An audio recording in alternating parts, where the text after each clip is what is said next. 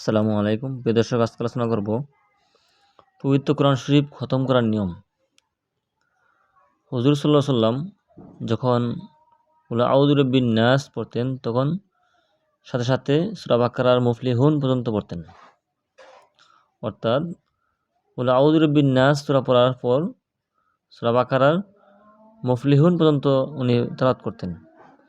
এরপর কোরআন খতমের দোয়া পড়তেন।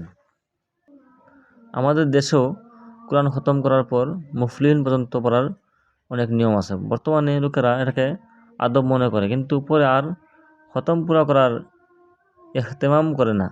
অথচ ব্যাপারটি এমন নয়, বরং উদ্দেশ্য হলো একবার কোরআন খতম করার পর পুনরায় শুরু করা এবং প্রত্যেকবার শুরু করাকে আবার খতম পর্যন্ত নিয়ে এগিয়ে আবার শুরু করা। অর্থাৎ কোরআন শরীফ একবার খতম করে ধুয়ে দিব এমন না, একবার খতম করার পর আবার শুরু করা, আবার খতম করার পর আবার শুরু করা। আমরা কি করি, একবার খতম করার পর আর ধরি না, রমজান গেছে আবার ধরি, এমন না। নিয়ম হলো একবার খতম করার পর আবার ধরা।